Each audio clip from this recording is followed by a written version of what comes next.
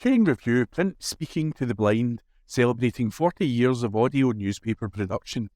Welcome to this week's edition of the Glasgow Times podcast, recorded at the Bishop Briggs Media Centre by our amazing volunteers. You can get in touch with us via Facebook, Twitter or Instagram using @QandReview. That is @CUEANDREVIEW. You can also contact us directly by emailing information@QandReview.com. That is INFORMATION@CUEANDREVIEW.com, or by calling 0141 772 3976. That's 0141 772 3976.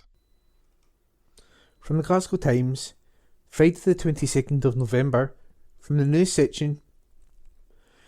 Bishop Briggs pervert asks mum to send child abuse images for $10. Report by Connor Gordon. A pervert who used the name P. Diddy asked a mum to send him pictures of child abuse before his wife got home. James McDowell, also known as James Spence, was instead talking to a police officer posing as a decoy. McDowell, who was already on the sex offenders register, reached out to the supposed 31-year-old Filipino mother online. Glasgow Sheriff Court heard that McDowell told the decoy that he had an interest in videos of children being sexually abused. He stated that he was looking for bad mums who abuse them and make them cry for pleasure. The decoy told McDowell, who went by the username Curious George, that she had daughters aged 12 and 8 years old. McDowell offered to pay $10 by PayPal to make the children cry, including strangulation. He added that he would pay more for further sexual abuse. McDowell later said, "Send video of you being mean to her and we can talk. Be fast, I have less than 1 hour before wife and kids are home." McDowell's number used in the conversations was traced by police and his sexual offending history was uncovered. Officers raided McDowell's home and seized his black iPhone, which contained images of child exploitation and abuse. This included 329 still images of girls between 2 and 14 years old, as well as 172 moving images of girls between 0 and 14 years old. McDowell was also found to have distributed 51 moving images and 4 images of extreme pornography on various chat applications. Miss Aitchison added that he found to have used a number of usernames in these apps, including PDDDY14891 and I Have What You Need. McDowell pleaded guilty today to attempting to obtain sexual services of children and possession of indecent photographs. He also admitted taking or permitting or making indecent photographs of children and distributing indecent photographs of children and extreme pornography. The charges span between July 2015 and February 2024. Sentence was deferred pending background reports by Sheriff Michael Hanlon. McDowell, of Bishop Briggs, was put in the sex offenders register and had his remand in custody continued meantime. And that report was written by Connor Gordon and read by me, Ian McKenna. From the Glasgow Times, Friday the 22nd of November, from the news section. Exclusive. Glasgow drunk driver hit bus, parked cars and drove in wrong lane. Report by Esther Tarnay. A drunk driver from Glasgow hit a bus and several parked cars, drove in the wrong lane and almost hit pedestrians. Police were called to the collision on Maryhill Road after 6 p.m. on November the 10th last year. On arrival, they saw Christopher Shearer outside his vehicle. There were no others in the car. Cops could smell alcohol in his breath and noted that he was intoxicated. A roadside test was carried out, which was positive for alcohol. Shearer, of North Glasgow, was arrested and told officers, "I made a mistake. I was drinking and driving. They told me not to do it. It was for my mum." He was taken to Guffin Police Station where CCTV was reviewed. It was revealed that he had 91.4 milligrams of alcohol and 100 millilitres of his breath. The 51-year-old appeared at Glasgow Sheriff Court this week after pleading guilty to the offences. Sheriff Alan Mackay remarked that he had an endless record. Shearer's lawyer replied, "These are serious charges, but the record makes it even worse. The circumstances are that his mother's health was deteriorating and he was in his home with no intention of driving. He had slippers on. It was a panic and he jumped in the car. This was a year ago and he was in touch with my office within days. He is well aware of the dangers of his conduct. He has been attending behavioural therapy and his presentation is much better. He has a successful career. He is a man of significant skill." Sheriff Mackay told Shearer, "You have a bad driving record, but I give credit to the explanation as to why you drove." He was disqualified from driving for 6 years and fined £3,000 plus £125 victim surcharge. And that article was an exclusive by Esther Tarnay.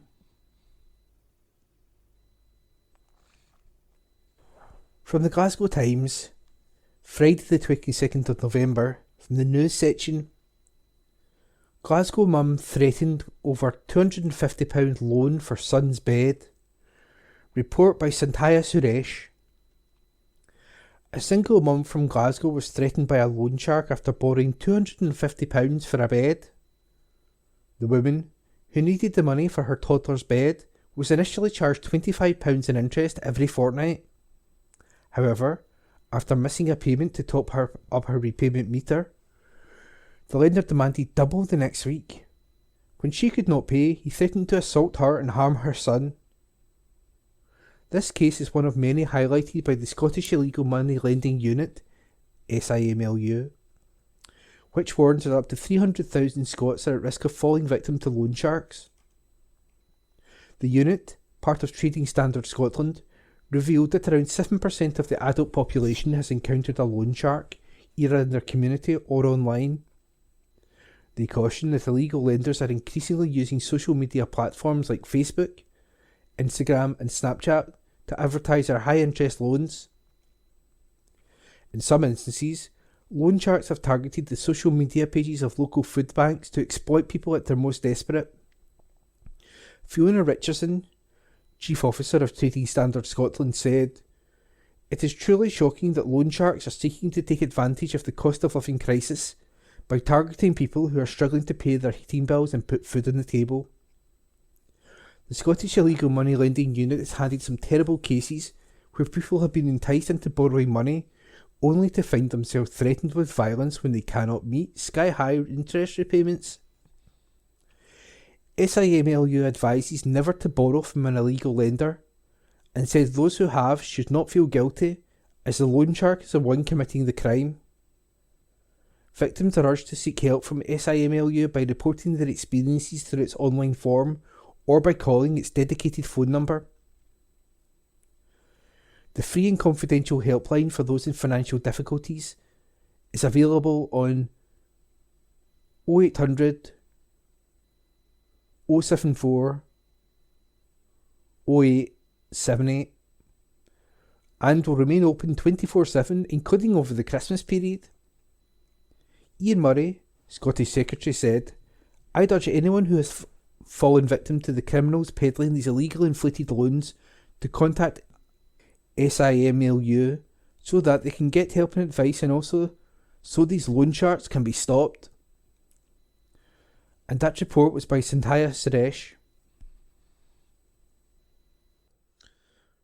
From the Glasgow Times, Friday the 22nd of November, from the news section. Exclusive. Glasgow Women's Moving Tribute to Hospice by Anne Fotheringham. Bellahouston Park, on the south side of Glasgow, has always been a favourite spot for Debbie McMillan to take her dog Hugo for a walk. I spent hours there, and I never knew even what this building was, she says. When the doctors told us Graham should think about moving into a hospice, we shut the idea down right away. She pauses. We didn't understand what it was like, she adds softly. Now I don't know what I would have done without it. Debbie's husband Graham Quinn died a year ago, aged 41, after a long battle with PSC, primary sclerosing cholangitis, a chronic liver disease. Now his wife and their sons, Caden, 17, Carter, 9, and 8-year-old Kyle, are preparing to remember him at the Prince and Princess of Wales Hospice's Light Up a Life ceremony on December the 8th at St Andrew's Cathedral. The Glasgow Times will publish the names of all who have donated to the Light Up a Life appeal in a special feature next month. Graham, who lived in Pollock, was first diagnosed with PSC when he was a teenager, explains Debbie, who is an assistant catering manager. She says, he had lots of treatments, he had liver transplants and 2 new hips because of arthritis. He was about to get a knee replacement too, but in the end he wasn't strong enough. She adds sadly, last spring was supposed to be a fresh beginning for us. I had a new full-time job at the NHS, which sorted things out so Graham would do the school runs, but it wasn't to be. Graham had become increasingly tired, and his health was rapidly deteriorating.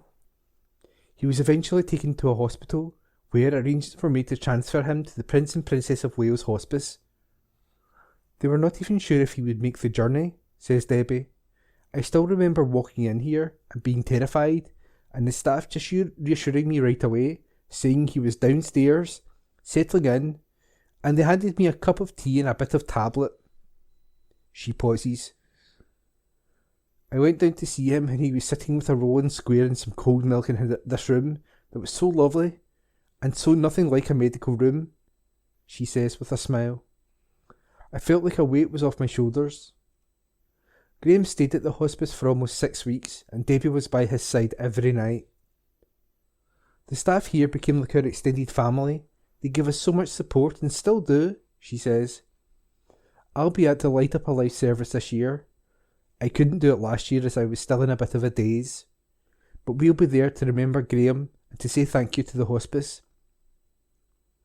For more information about this year's Light Up a Life appeal, visit the Prince and Princess of Wales Hospital website. And that article was an exclusive by Anne Fotheringham. From the Glasgow Times, Friday the 22nd of November, from the news section. Man charged after police discovered drugs stash near Glasgow. Report by Gillian McPherson. A 30-year-old man has been arrested and charged after thousands of pounds worth of drugs were found near Glasgow. Officers recovered the stash, which included heroin, cocaine and cannabis, after searching a property in Paisley. A spokesperson for Police Scotland said, a man has been arrested and charged in connection with drugs offences after a property was searched in North Street, Paisley, on Thursday, November 21st, 2024. Heroin, cocaine and cannabis, worth an estimated street value of £4,000, was recovered. The man was released to appear in court at a later date. Detective Sergeant Craig Anderson added, this recovery will impact on those involved in this type of criminality. This operation underlines our commitment to the Serious Organised Crime Task Force and the country's Serious Organised Crime Strategy. I'd urge anyone who has concerns or information about the sale and supply of drugs in their area to contact Police Scotland via 101. Alternatively, if you wish to remain anonymous, call Crime Stoppers on 0800 555 111. And that report was by Gillian McPherson. From the Glasgow Times, Saturday the 23rd of November, from the news section, exclusive.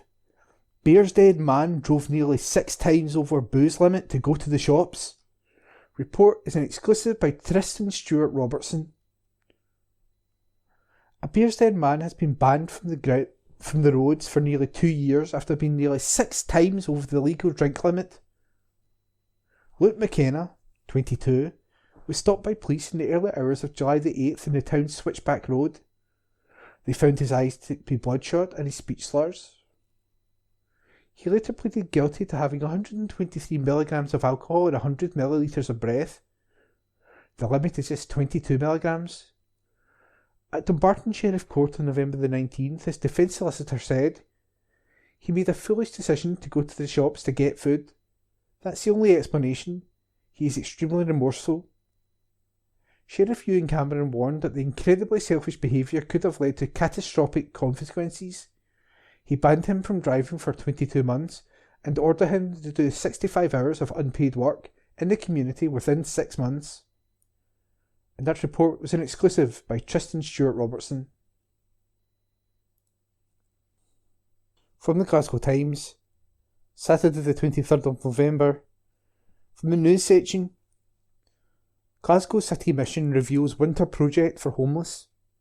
Report by Stuart Patterson. There will be no official winter night shelter or overnight welcome centre in Glasgow this year.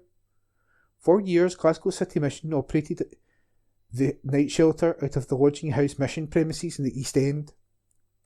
In recent years, it switched to the overnight welcome centre, based in the city centre, where people could turn up and be allocated a space in one of the hotels used for homeless people.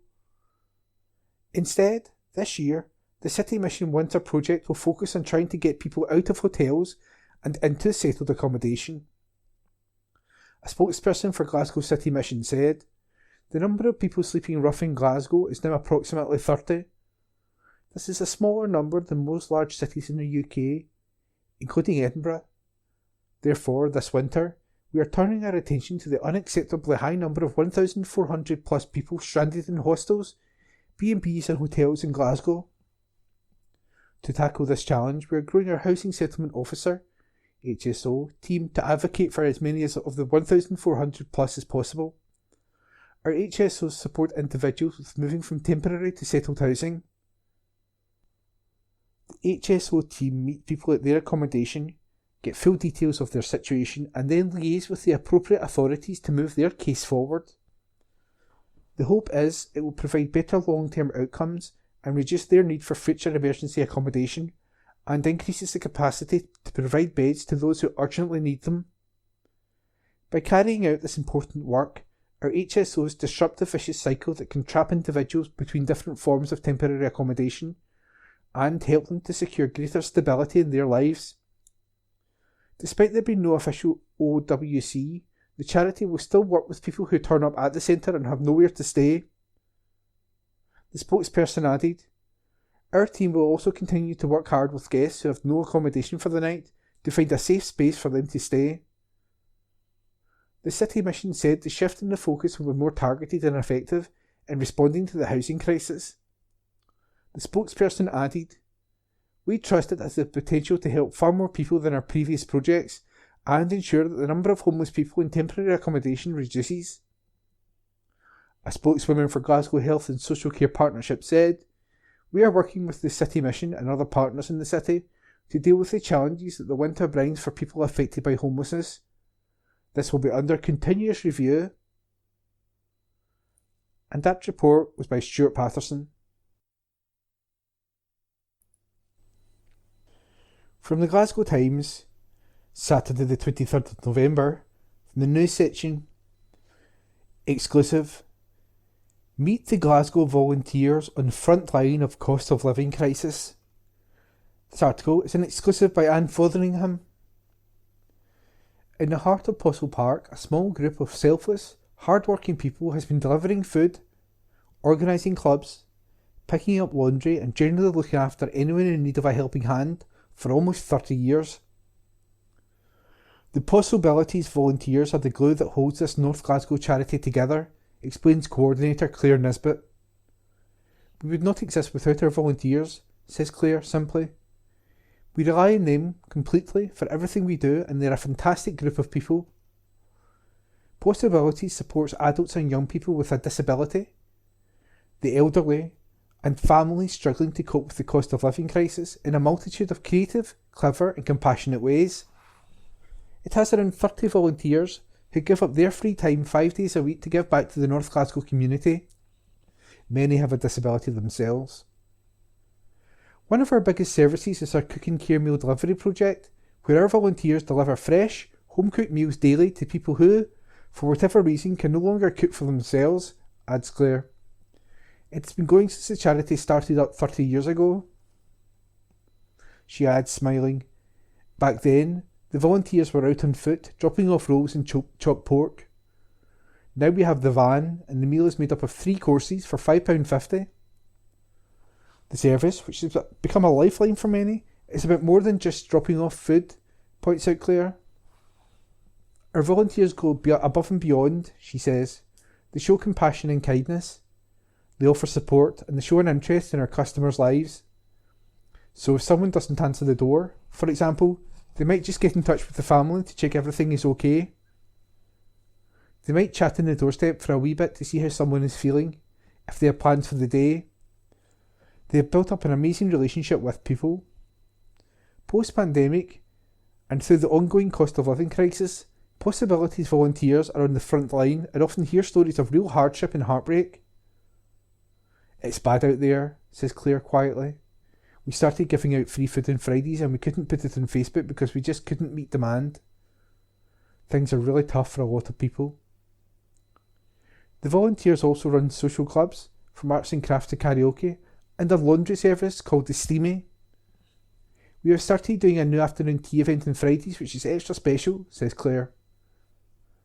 Possibilities won the Champion Team Award for the North West area in the 2024 Glasgow Community Champions Awards Heats, organised by the Glasgow Times, in partnership with Glasgow City Council, Allied Vehicles Charitable Trust and St Enoch Centre. The group will now go forward to the grand final at the City Chambers on December the 4th. We're so delighted for the volunteers because they're a wonderful, selfless, hard-working group of people, says Claire proudly. I have the best job in the world, being volunteer coordinator, but they're the backbone of this service. We are thankful for them every single day. And that article was an exclusive, written by Anne Fotheringham and read by me, Ian McKenna. From the Glasgow Times, Saturday the 23rd of November, from the news section. Pro-Palestine rally goes ahead in Glasgow despite Storm Bert. Report by Lucy Jackson. Campaigners have repeated calls for the UK and Scottish governments to stop funding Israeli companies after the International Criminal Court, ICC, issued an arrest warrant for Benjamin Netanyahu. Around 1,000 pro-Palestinian demonstrators attended a rally in Glasgow on Saturday, despite the impact of Storm Bert as it caused disruption across Scotland. Organised by Stop the War Glasgow, the march left Glasgow Green and travelled across the city, eventually ending on Bath Street. It was initially planned to end with a rally at Glasgow Green, but this was later moved indoors due to poor weather conditions. On Thursday, the ICC ruled that there are reasonable grounds on which to arrest the Israeli leader, as well as former Israeli Defence Minister Yoav Gallant and Hamas commander Mohammed Deif, for war crimes and crimes against humanity.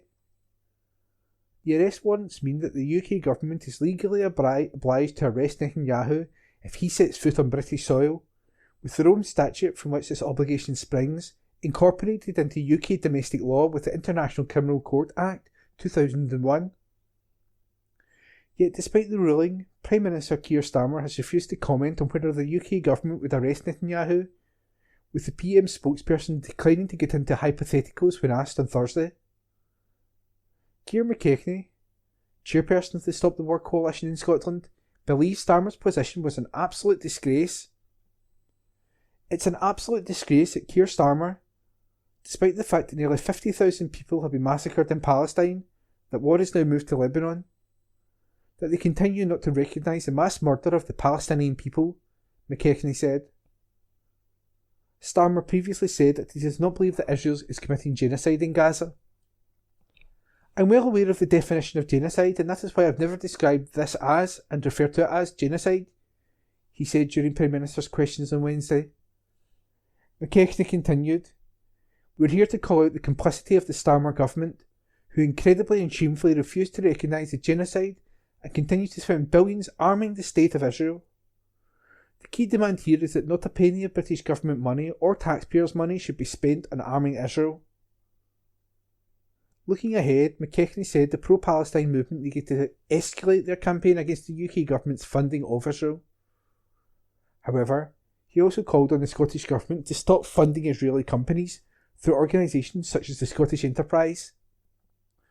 It comes as charity Amnesty International revealed that no arms company in receipt of a Scottish Enterprise grant, even those linked to states who have breached international law and who have been accused of war crimes, has ever failed a human rights check.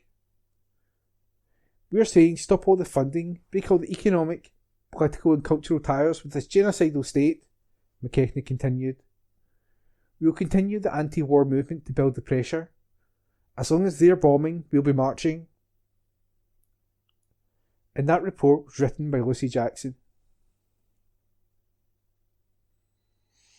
From the Glasgow Times, Saturday the 23rd of November, from the news section, exclusive.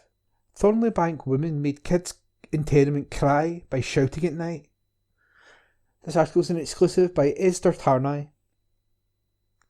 A woman made kids in a tenement cry by shouting at night. Residents at a Thornleybank building heard Lisa Gilchrist raising her voice on March the 25th, 2022. She said, "You're all smelly bee, asterisk, asterisk, asterisk, asterisk, asterisk, asterisk. You fat C, asterisk, asterisk, asterisk." At 11:30pm, she was heard by tenants saying, "I am going to break your jaws. Watch your backs. You don't know who you're dealing with." She continued being loud into the early hours of the morning. At 1:40am, she went to one resident's door and shouted, "I will smash your face in.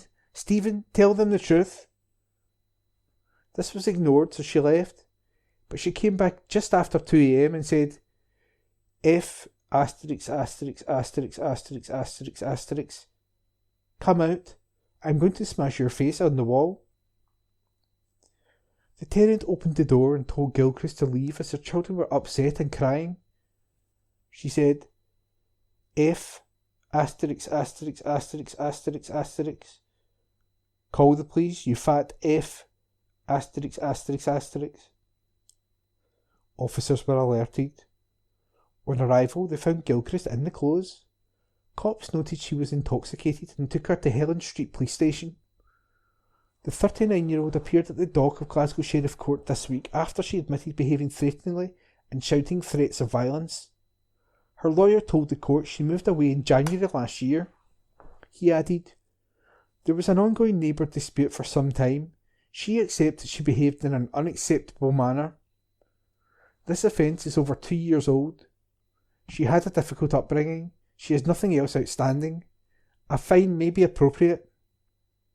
Sheriff Jonathan Guy remarked, "She does not have any money." The solicitor replied, "She receives state benefits. Perhaps a structural deferred sentence would assist her. She does not regularly get into trouble." The sheriff responded, "This was a continued course of action by her, but it was some time ago and she has not committed any other offences." Gilchrist, off Thornleybank, was sentenced to 27 hours of unpaid work to be completed within 6 months.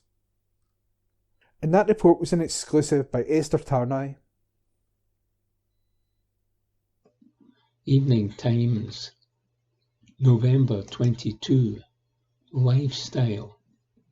Iconic Glasgow Museum named Scotland's Building of the Year. Report by Sanja Suresh.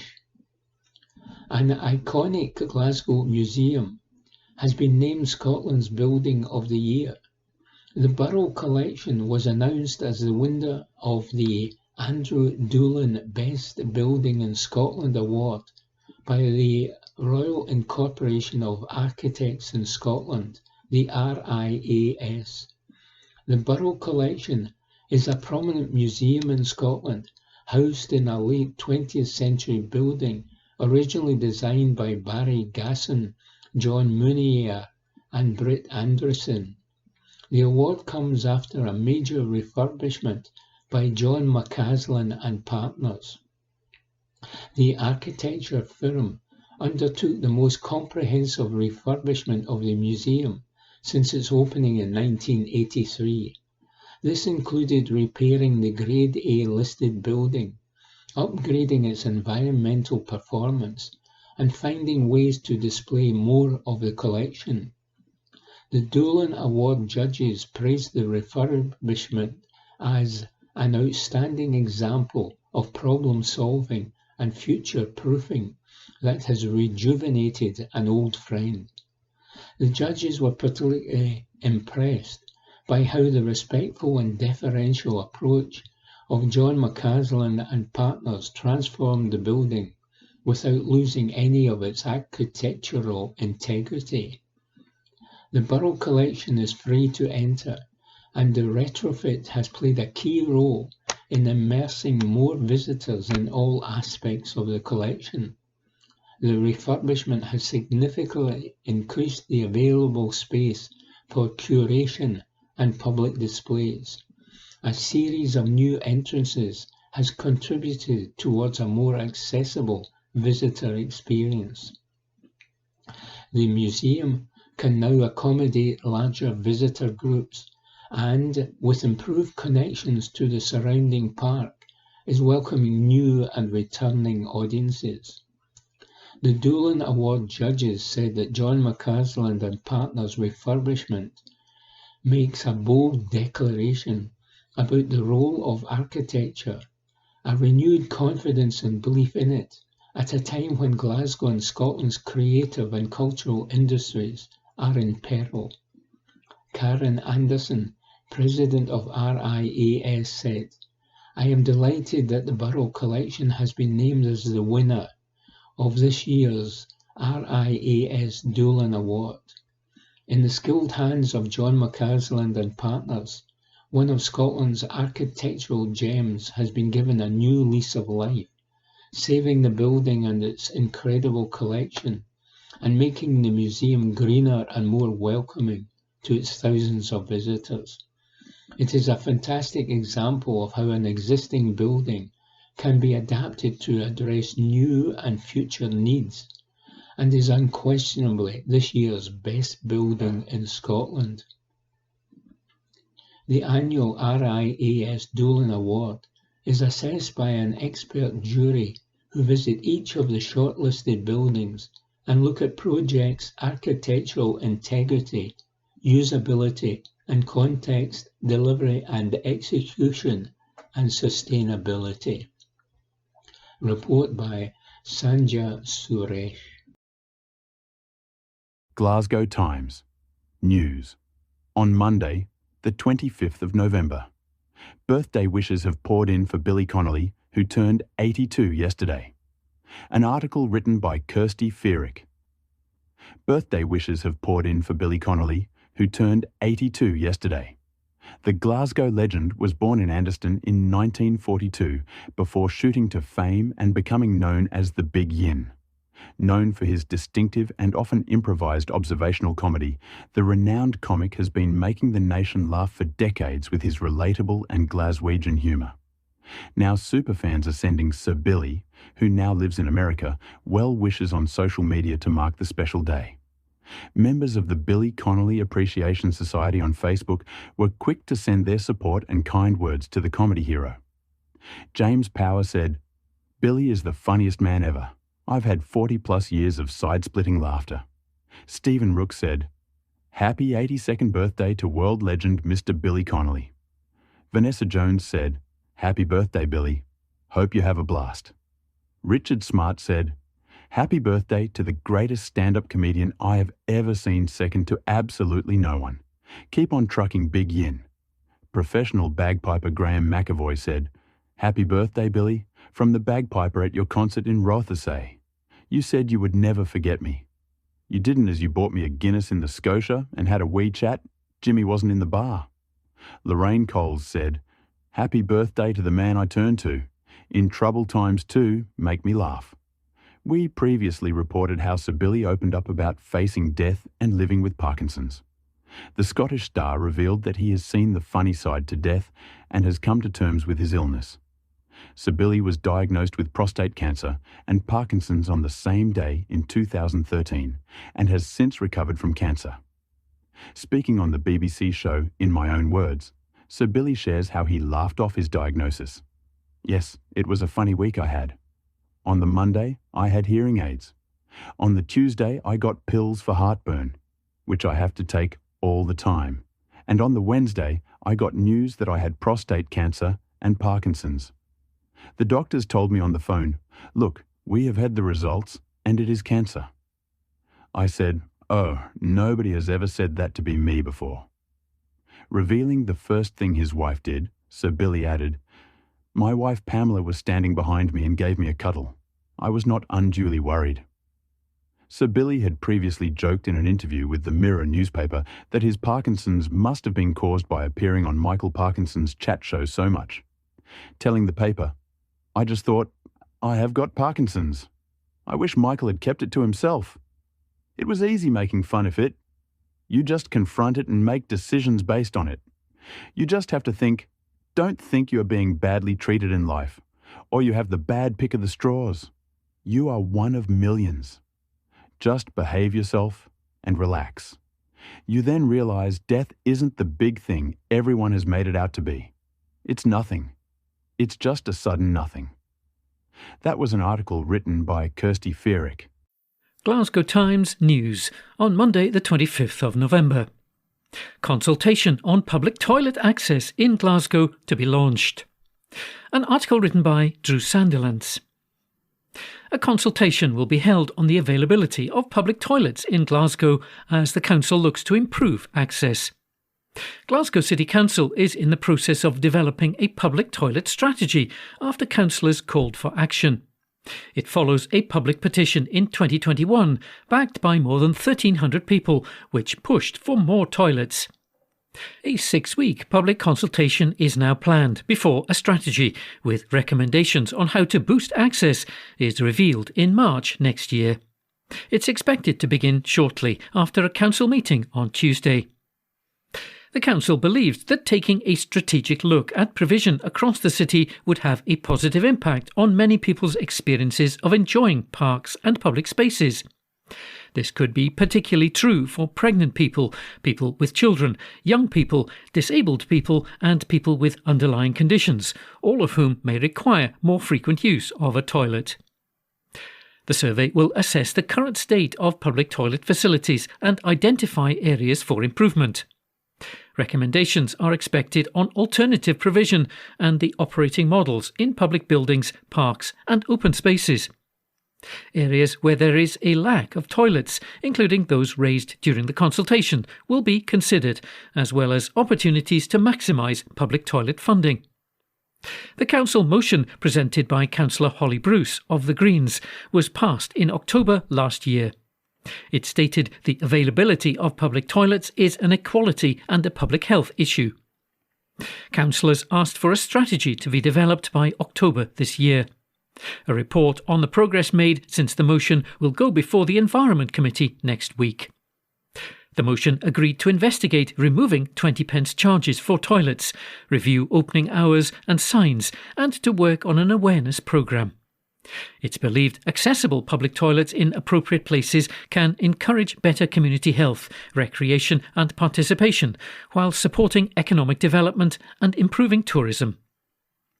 Currently, the council spends £340,000 a year on public toilet provision. It's earmarked an extra £250,000 from a Scottish Government fund. Toilets are provided in some parks and within facilities such as libraries, museums and leisure centres run by the council's arm's-length body, Glasgow Life. An external provider, Healthmatic Limited, also operates 4 automated public toilets at 20p per use. That contract runs until the end of March next year. At the edge of Queen's Park, the cafe operates a shared-use building as part of the Healthmatic contract. Healthmatic sublets part of the premises to cafe operator Hugs and Mugs. Although the cafe was recently damaged by fire, officials believe this type of operating model can bring benefits to the council. The report adds that a proportion of the rental income received by Healthmatic offsets the council's revenue costs associated with their service. A council spokesman said, We're currently developing a strategy on the provision of public toilets following the agreement of the full council last year. We're looking at how public toilets are operated within the city and what could be done to improve toilet provision. Our report to committee recognises that accessible and sustainable public toilet facilities encourage better community health, recreation and participation in the life of the city. As part of our consultation, we will be engaging with multiple stakeholders who will help ensure that our strategy meets the diverse nature and needs of the Glasgow population. Full details will be published in the near future, and we'll be inviting input from all sectors of the city. An article written by Drew Sandilands. Glasgow Times on Monday the 25th of November. Lifestyle. A man addicted to danger tourism loves going on holiday to war zones. An article written by Filipa Gaspar and Kirsty Fierig. A Coatbridge man who is addicted to danger tourism loves going on holiday to war zones. Callum Mills has travelled to some of the most dangerous countries in the world, including Syria, Afghanistan, Iraq, Pakistan and the Ukraine. The 32-year-old has met drug lords, the Taliban, has stood in Saddam Hussein's palace and has had dinner with gang members in Brazil. He also saw a Banksy original wall mural on the West Bank in Palestine and has visited Osama bin Laden's compound in Abbottabad in Pakistan. He's even met Pablo Escobar's brother Roberto Escobar while on a trip to Medellin in Colombia. Callum is now planning his next trip to North Korea. But Callum said it is not the danger that fascinates him, as all his trips are about connecting with different cultures and meeting new people. He said, "It's hard for people to understand this. It does become an addiction. You seek adventure and that feeling of being on edge. Their representation is always negative. I wanted to go there and connect with people locally. I like to roam about and see what happens. I would always buy a one-day flight. I like to get to the more obscure places that are not touristy. I've been asked this many times about how I get to see some of the things that I do. I always say, I just speak to people." Callum, who's also known as Callum Abroad on YouTube, was in his second year of a nursing degree at the University of the West of Scotland when the coronavirus pandemic hit. As his classes were being cancelled and he couldn't attend university, he decided to check what flights were available from Scotland. He headed out to Cairo in Egypt and never looked back, as he never returned to university and continues to travel. Bombs dropping on the Ukrainian cities of Kherson and Odessa is one such moment that sticks in Callum's mind. "I could hear the bombs dropping behind me when I got to Kherson. There was a time I had to take a second because I felt very emotional," he said. A lot of people said that they are prepared to die in Odessa. They don't think the Russians will stop until they get Odessa. That was a common theme I was getting from people. "I just wish the war would stop and they stop killing each other. The level of devastation is bad." Now Callum is desperate to go to North Korea, but the UK Foreign Office advises against all but essential travel there. The country has been ruled by the Kim family since 1948 and has been widely condemned for human rights violations. Callum said, "I'm prepared for any backlash I get and I want to see it with my own eyes. Nobody in the West was allowed in for 5 years. I want to see the capital. It's a chance to speak to a North Korean person. It would be great if I could do it. I understand that it will be a challenge and I can take that on board. I'm aware of the hardships that people in North Korea face. I know some people might think that it's wrong to travel to North Korea. However, as someone who's got a desire to travel and to see the world, I would hope that people can understand that. It's like when a car has a bump on a motorway, people tend to slow down and look because they are curious." According to the government, the level of tension on the Korean peninsula remains high. While daily life in the capital city, Pyongyang, may appear calm, the security situation in North Korea can change quickly, with no advance warning about possible actions by the authorities. This poses significant risks to British visitors and residents, as stated by the Foreign Office. An article written by Filipa Gaspar and Kirsty Fierig. Glasgow Times. On Monday, the 25th of November. Lifestyle. An iconic Glasgow pub is still a family affair after 150 years. An article written by Rebecca Newlands. Mad Men star Christina Hendricks recently shared a selfie with her Instagram followers that featured her having a drink in a Glasgow pub while taking a break from filming the new Apple TV drama, The Buccaneers. It was no run-of-the-mill bar. Behind her you can see the bar housing hundreds of bottles of whiskey, and an eager crowd of punters milling around waiting to choose just one to sample.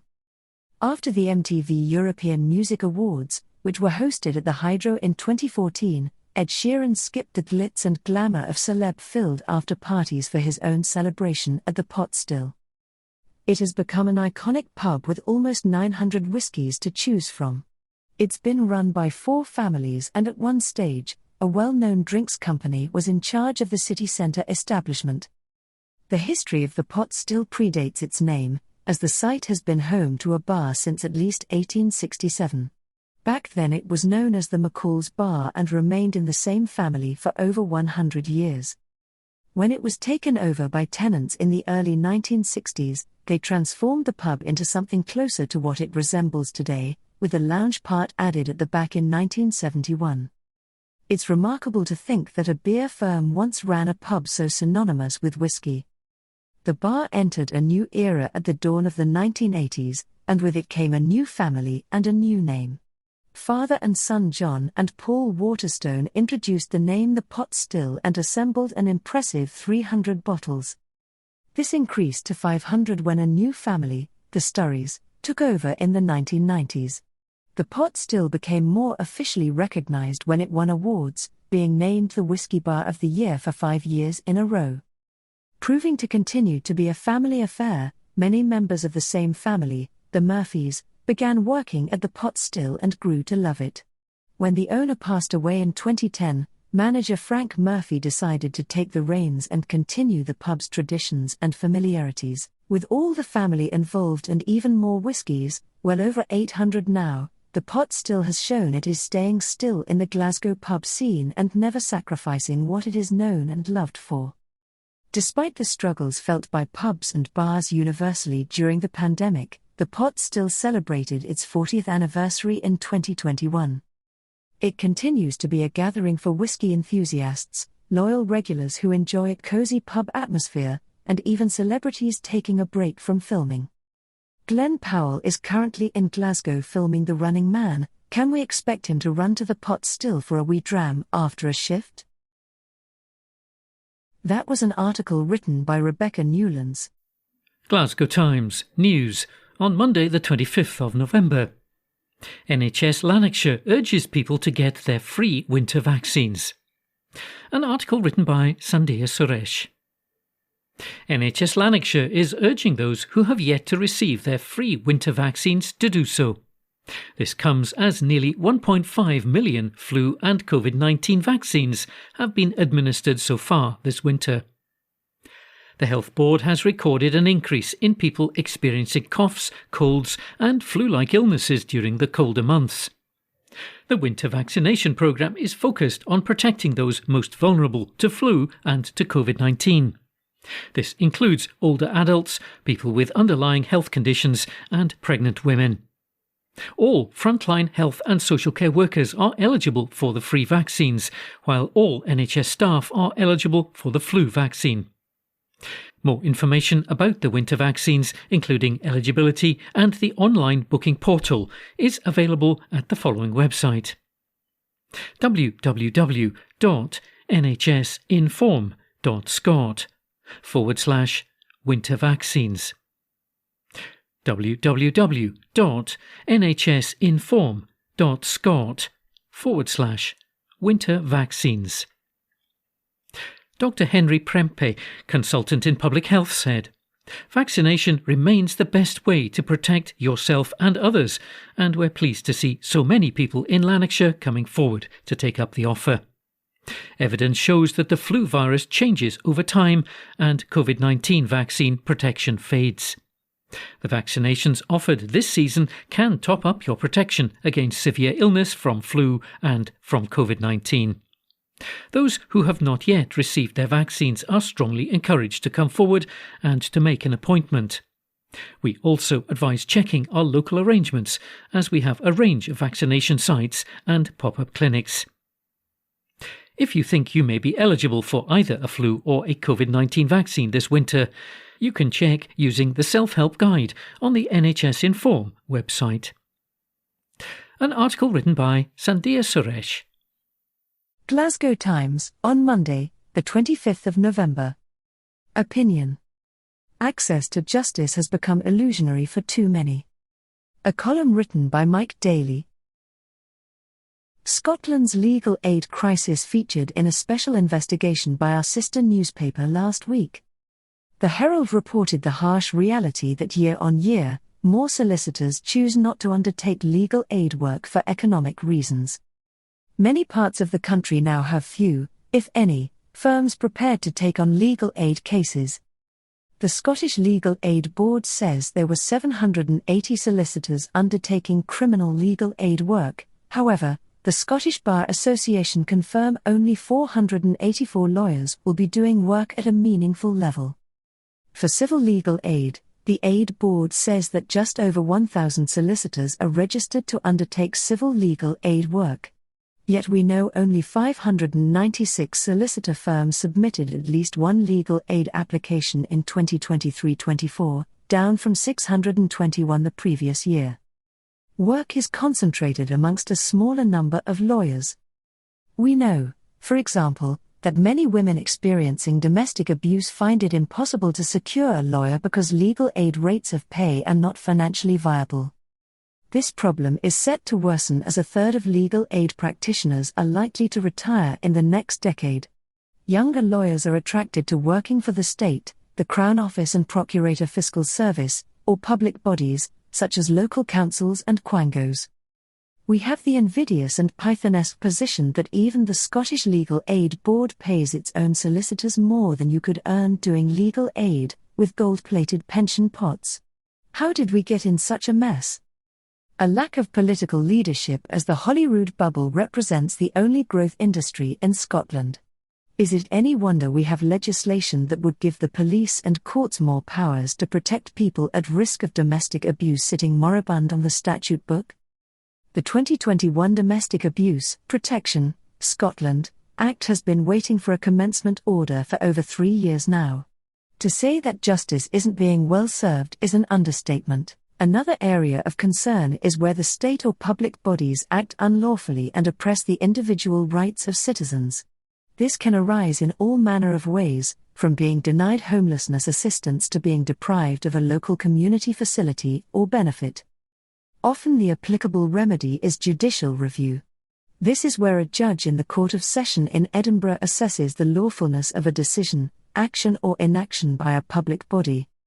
Ensuring that government and public bodies act in accordance with the rule of law is an essential feature of our democracy. In Scotland, the 2014 Courts Reform, Scotland, Act introduced a strict time limit to raise proceedings, 3 months from the date that the grounds giving rise to the application for judicial review arose. It also introduced a permission to proceed test for cases. This frequently means a significant amount of work has to be undertaken as a matter of urgency to be able to raise a complex petition within time and with the ability to persuade the court it has a real prospect of success. It's not unusual to take 3 days to draft a difficult petition, but legal aid rates allow for £397.46 no matter how time-consuming. Out of that £19 per hour comes wages, rent, regulatory costs and other overheads. It's not viable. Which is why access to justice has become illusionary for too many people in Scotland. That was a column written by Mike Daly. Glasgow Times News, on Monday the 25th of November. Police form a human chain to save a drunk woman from the River Clyde. An article written by Kirsty Fierick. Police formed a human chain to save a drunk woman from the River Clyde. Glasgow officers have been praised for their life-saving acts of bravery for a rescue mission that happened on New Year's Day. Police constables Kevin Grant, Chloe Hines, William McLeavy and Claire Mellier were first on the scene and realised that they had to enter the water to save the woman, who was hanging onto a tree to keep her head above the surface. After getting her safely to shore, all 4 officers were admitted to hospital, with colleagues praising their heroic actions that had undoubtedly saved her life. Now, a national awards ceremony will recognise the 4 police constables. Meanwhile, also nominated for an award is Sergeant Nicola Dodd, who has been praised by colleagues for her commitment to helping others in her division. Sergeant Dodd was described as a breath of fresh air and hailed for the impact she's made in looking after members of her small team in Giffnock. She's committed to working with different parts of the force to secure support for frontline policing. Officers said that she routinely keeps in touch with her officers to check on their well-being on and off the job. Across Scotland, a total of 29 officers, including constables, sergeants, detectives and inspectors, have been shortlisted in 6 categories for the Scottish Police Federation's annual awards, which take place this week. David Threadgold, chair of the Scottish Police Federation, said, "Reading through the nominations for this year's awards is a humbling experience and demonstrates the extraordinary bravery and commitment shown by our officers. The situations dealt with by police serving our communities can sometimes be extremely dangerous, and none of us should ever take what they do for granted. Our annual awards are a moment to recognise those who go above and beyond to keep the public safe with dignity and resolve before coming back to work to do it all again. We're incredibly proud of all the nominees and are grateful to each of them for their amazing achievements. They are a credit to themselves and to Scottish policing." Chief Constable Joe Farrell said, "The bravery, dedication, skill and professionalism of our officers is hugely impressive, and I thank the Scottish Police Federation for shining a light on some of their outstanding work. These awards are an important night in the policing calendar when we recognise and celebrate our officers for their vital public service. I thank all officers and their families for everything that they do for policing and our communities, and offer warm congratulations to the nominees and the recipients." An article written by Kirsty Fearick. Glasgow Times News on Monday the 25th of November. Police issue a warning over the increase in Black Friday Amazon scams. An article written by Kirsty Fearick. Police have issued a warning over an increase in Black Friday Amazon scams. One consumer received an email purportedly from Amazon which said that a recent payment had failed and asked her to click on a link to update her card details. The email warned that if she did not do this within 7 days, her details would be passed to a debt collection agency. Another common scam email says that your Amazon Prime membership is set to renew shortly, but that the payment method associated with your account is no longer valid. You're then asked to click a button to update your payment information. Amazon advises that if you receive a suspicious call, email or text claiming to be from them which asks for personal information, a payment, or offers a refund you don't expect, you should not give out any personal information.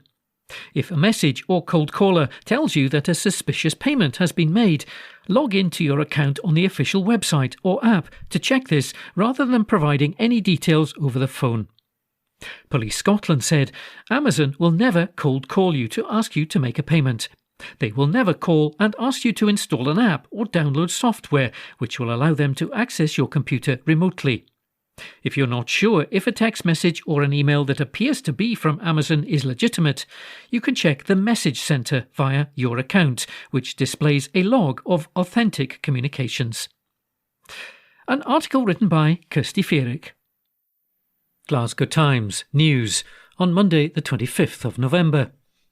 Skint pensioners will die if they don't ask for help. An article written by Kirsty Fearick. Skint Glasgow pensioners will die this winter if they don't ask for help, according to a food bank. Elderly people facing poverty and hunger are being urged to reach out for support before Christmas. Glasgow South West Food Bank has seen an influx in elderly people using their service for the first time while battling the axe of winter fuel payments. Manager Claire McCunney fears that many more may be struggling and need their services, but feel too proud to reach out. She said, "I'm genuinely really worried for winter this year. We're going to have pensioners die because they're too proud to ask for help. I have a real fear that people will be lost when we could have helped them if they came to see us. There is no shame in coming to us. Everyone is struggling with the cost of living crisis. Before, people might have had a spare tin to donate, but now they need it themselves. We're really down on donations, so if anyone can help, it makes a big difference. It all adds up, so if anyone can contribute, we would really appreciate it." Previously, the Labour UK government announced that it was scrapping winter fuel payments for pensioners unless they get pension credit. In Scotland, the benefit is devolved, but the Scottish Government said that the resulting cut in their budget of £160 million means that it has no option but to follow that decision. The cut will remove around £15 million from pensioners in Glasgow this winter, as almost 60,000 of the most vulnerable people miss out.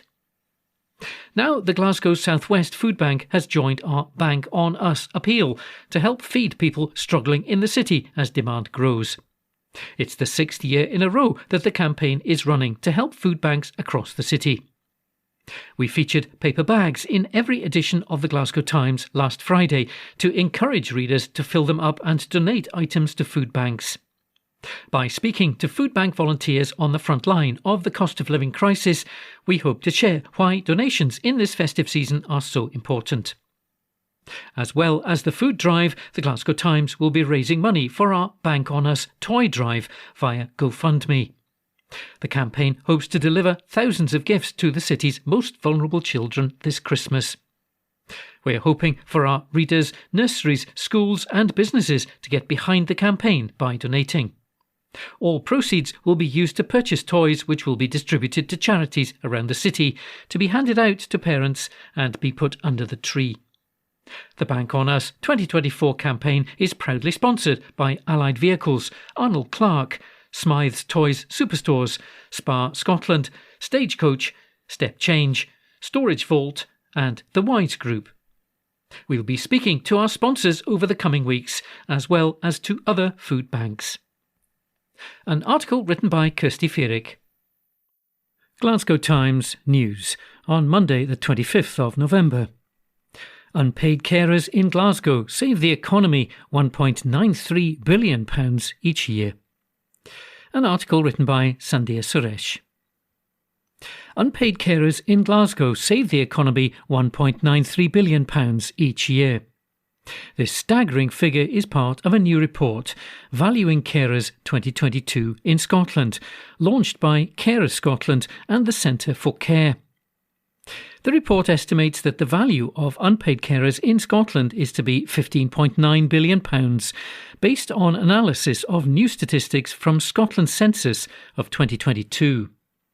This represents a significant 19.4% increase in the contribution of unpaid carers since 2011. The growth mirrors the rising trend of Scotland's unpaid carer population, with an increase in both the number of unpaid carers and the intensity of the care that they provide. Richard Mead, Director of Carers Scotland, said, "Unpaid carers are the backbone of our health and social care system, and without them the system would simply collapse. £15.9 billion in equivalent support every year is staggering. We must do so much more to support unpaid carers as they provide this care, as well as treating them with the dignity and the respect that they deserve, and truly valuing them for what they do. The reality is that despite this enormous contribution, too many unpaid carers face a cost to their financial security, their health and their career. Asking unpaid carers to make such a significant contribution to our society without providing the right support to help them in their caring role is both unjust and unfair." The research also highlights the critical need for the Scottish Government to provide increased investment in social care and breaks from caring, to improve financial support for unpaid carers, and to deliver a new duty on health services to identify and promote carers' health and well-being. Professor Matt Bennett from the Centre for Care at the University of Birmingham, who led the research, said, Our research shows the growing economic value of unpaid care in Scotland, which has reached an astonishing £15.9 billion.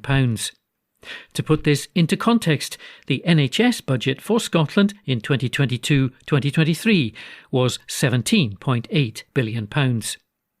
The value of unpaid care was also approximately 4 times higher than the expenditure on adult social services in Scotland that year. Without unpaid carers, our health and social care systems would collapse. In fact, our work not only shows that the number of carers has increased, but that they're also providing more hours of unpaid care than ever before. We hope that policymakers see the urgent need to act and to support unpaid carers. An article written by Sandhya Suresh. Glasgow Times News on Monday the 25th of November. World First Fathering Programme launched for children of prison inmates. An article written by Sandhya Suresh.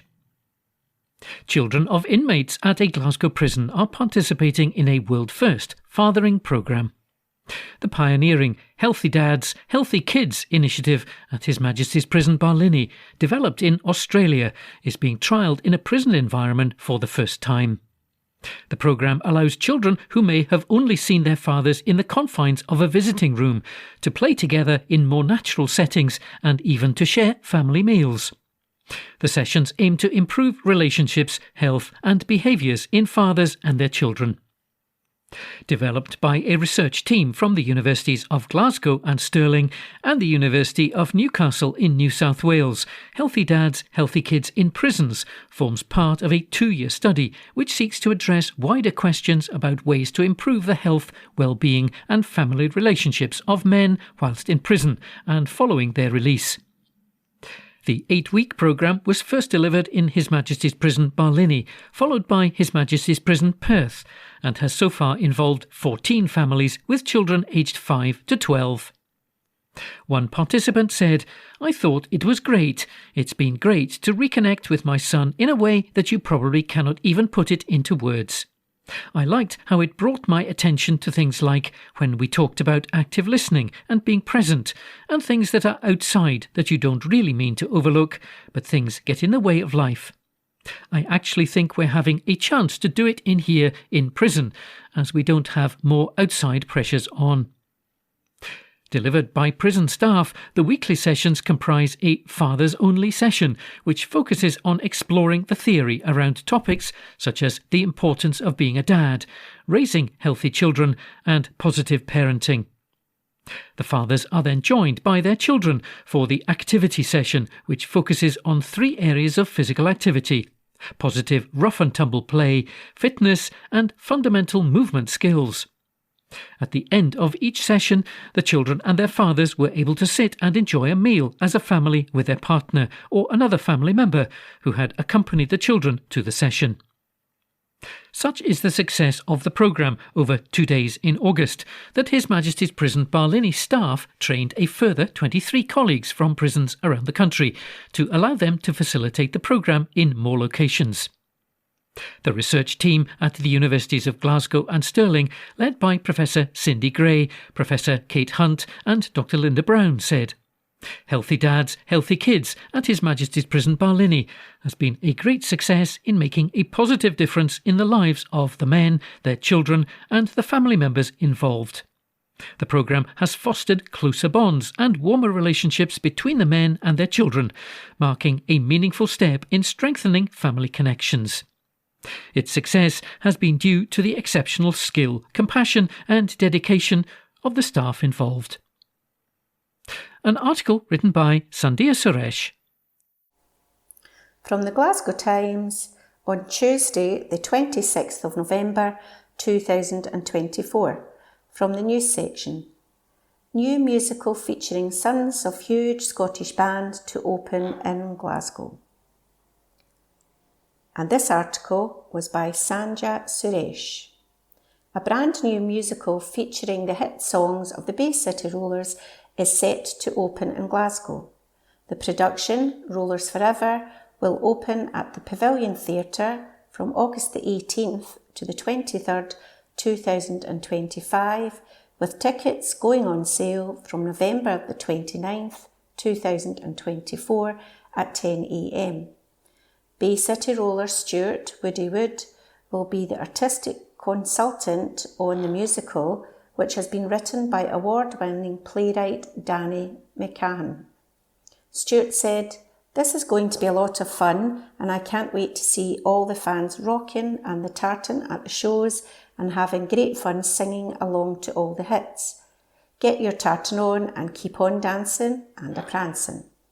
The play, directed by Liz Carruthers, will feature some of the band's most popular songs, including Bye Bye Baby, Keep On Dancing, Shang-a-Lang and Summer Love Sensation. The storyline follows two lifelong fans of the Bay City Rollers as they meet up and reminisce about their teenage years in the 1970s.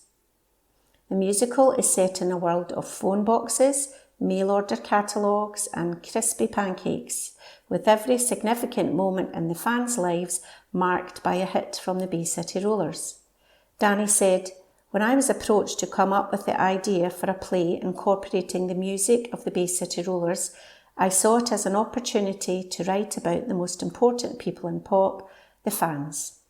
The result is a show about the fans for the fans, packed with some of the greatest pop music ever created. It's been an absolute treat to work on. The play will coincide with the 50th anniversary of the Bay City Rollers' first #1 single.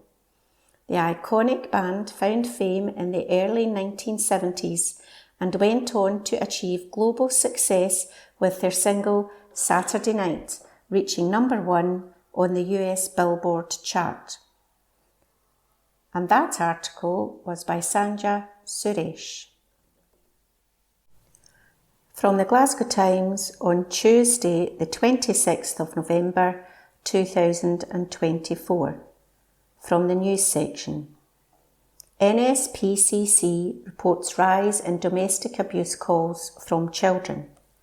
And this article was written by Sanja Suresh. A child from Scotland who can't handle living with her father is among the thousands of children who are experiencing domestic abuse. The NSPCC has reported that in the first 6 months of 2024-25, it has received 3,879 contacts relating to the issue. This is a 19% increase compared to the previous year. The 12-year-old girl told a childline counsellor, "I can't handle living around my dad. He puts us all on edge. You never know what he's going to do next or over what. Mum thought she'd lost her phone weeks ago, but really Dad hid it to punish her. Mum doesn't even argue back anymore. It's like he's made her give up." Children are also directly contacting the charity about this issue, with Childline delivering more than 500 counselling sessions on domestic abuse in the same 6-month period. The concern is now that these numbers will continue to rise, with longer and darker nights, seeing children spending more time at home and having several weeks away from school over the festive period. In response, the NSPCC is launching its annual Christmas campaign designed to remind young people that Childline is available throughout the festive season to support on all concerns, including domestic abuse. Idinaye Alaid, head of NSPCC helplines in Scotland, said, "Christmas should be a time of wonder and excitement for children, but sadly this is not always the case. For some, it can be a time in the year when problems at home come to a head and trigger issues like domestic abuse. Contacts to the NSPCC helpline about domestic abuse have been on the rise this year, and the concern now is that this will continue over Christmas and into 2025. Our mission is to ensure that no child is left to suffer in silence. Our Childline service is open in December and throughout the year to provide free, confidential advice and support. The Childline service is here for children every day, even on Christmas Day. Children can contact Childline on 0800 1111 or childline.org.uk. And that article was by Sanja Suresh. From the Glasgow Times on Tuesday, the 26th of November 2024. From the news section. Tory Glen Youth Project to take over Glasgow Community Centre. And this article was written by Drew Sandlands. A Tory Glen project which offers crucial support to young people is set to take over the running of a council-owned community centre in a 25-year deal. Plans to lease the Jeff Shaw Community Centre in Kerry Lamont Avenue to Tory Glen Community Youth Project, TCYP, for £750 per year will go before councillors this week. It would be used as a youth club, gym and boxing club, and for community food and holiday programmes. The proposed lease has been developed under the People Make Glasgow Communities programme, which gives charities and community groups an opportunity to manage council venues. Officials have said the project is committed to addressing significant challenges faced by local youth, including rising antisocial behaviour and limited access to essential services. In a report to councillors, they added the organisation, which offers crucial support to the community, believes the centre is a suitable venue from which to deliver its core services. Glasgow Life, the council's culture and leisure arm, currently has a 25-year lease for the community centre, which opened in 1969. That lease began in April 2007. Prior to its closure in 2020, as instructed by the Scottish Government as part of the lockdown prompted by the COVID-19 pandemic, the centre was a well-used community centre in the heart of Tory Glen, the council report added. However, it has only been reopened on a part-time basis, and Glasgow Life has no immediate plans to open it full-time. It was made available for lease, and Tory Glen Community Youth Project applied.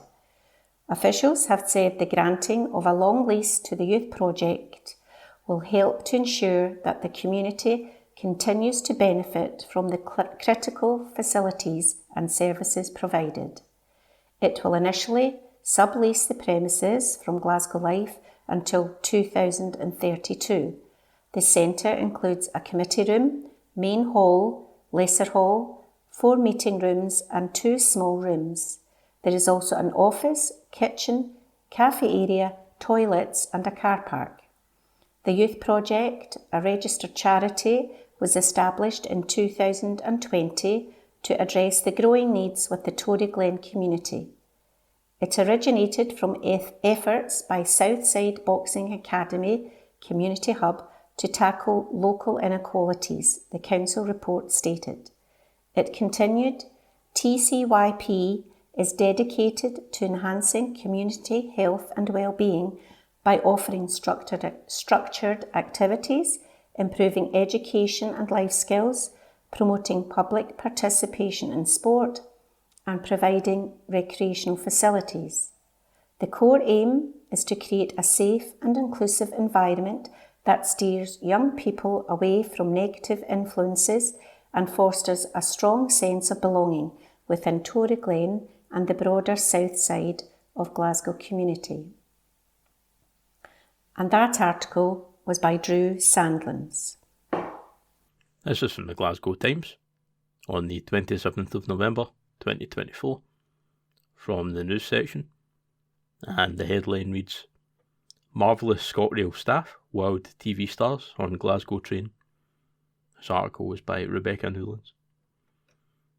A marvellous ScotRail conductor wowed a pair of TV stars on the Edinburgh to Glasgow train. STV presenters Sean Batty and Laura Boyd were travelling from the capital to Glasgow earlier this week and were kept entertained by a staff member known as Dominic. Laura said Dominic showed the pair card tricks and some great chat. She added, "Simple things can brighten someone's day, and they certainly made us smile after a day's work." ScotRail responded to Laura's tribute to Dominic on X and said they'd make sure he sees how appreciated he is. This article is by Rebecca Newlands. This is from the Glasgow Times on the 27th of November 2024 from the news section, and the headline reads, "Appeal to Richard Branson after Virgin Hotel shut owing musicians." This article is by Stuart Patterson. Musicians have written to Sir Richard Branson over thousands of pounds owed following the closure of the Virgin Hotel in Glasgow. The hotel shut unexpectedly last December after just 4 months with the loss of 150 jobs. Now, almost a year later, the musicians say they are still owed thousands of pounds in unpaid fees. The letter to the Virgin founder and entrepreneur is signed by a Grammy winner, politicians, union reps and several artists. The staff affected were all paid for the time they worked at the hotel, but the freelance musicians say they have been left out of pocket, leading to financial difficulty for some. The letter states, "Artists were assured on numerous occasions by the Regional Director of Entertainment, external to the Glasgow Hotel, that their outstanding invoices would be paid in spite of waits of over 3 months in some instances. As those reassurances came from senior management, artists continued to accept bookings, with some accumulating unpaid invoices totalling thousands of pounds. While senior management may not have been fully aware of the extent of the financial issues, it was irresponsible for the group to continue to book musical entertainment for the hotel if there was even the slightest likelihood that musicians would not be paid for their work. We see it as unethical and unjust for artists to bear the financial repercussions of Virgin Hotels' management of this situation." The letter is signed by percussionist Dame Evelyn Glennie, president of Help Musicians and a multiple Grammy Award winner. Politicians and union leaders, including former Glasgow Central MP Alison Thewlis Pauline Black, past union president of Independent Society of Musicians, ISM, and Brian Simpson of Unite Union have also given their backing. The artists have told Mr Branson they are owed £17,000 by Virgin Hotels. The letter continued, "When Virgin Hotels Glasgow closed on December 19th last year, around 150 employees lost their jobs with immediate effect. While these employees were ultimately paid for the work they had undertaken, the award-winning and renowned artists who had been performing in the hotel were not. Some being owed as much as £4,000, that non-payment has led to both financial and emotional difficulty during what was already an extremely challenging time."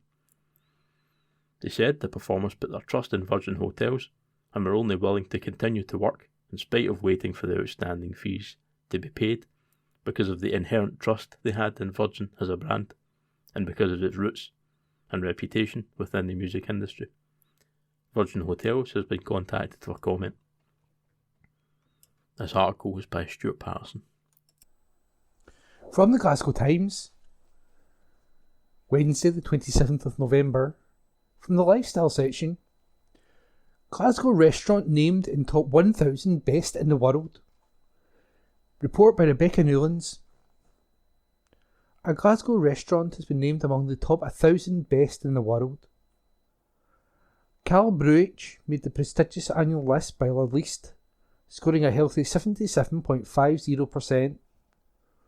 The West End spot, led by head chef Lorna McNee, is the only city restaurant to end up in the publication's coveted Top 1,000 Restaurants 2025. It joins the likes of Guy Savoy in Paris and Caprice at the Four Seasons in Hong Kong, with restaurants from Germany, Japan, the USA, Italy and more being recognised. Meaning Eat Well in Gaelic, Cal Bruich on Great Western Road is famed for its 5 to 7 course tasting menus using the best local Scottish or British produce. Popular dishes include hand-dyed Orkney scallops, mushroom ravioli and monkfish.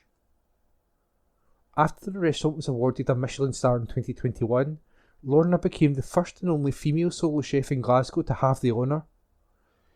We previously reported that Cal Bruce was rated exceptional in the Good Food Guide 2024, and last year it won Scottish Restaurant of the Year at the AA Hospitality Awards.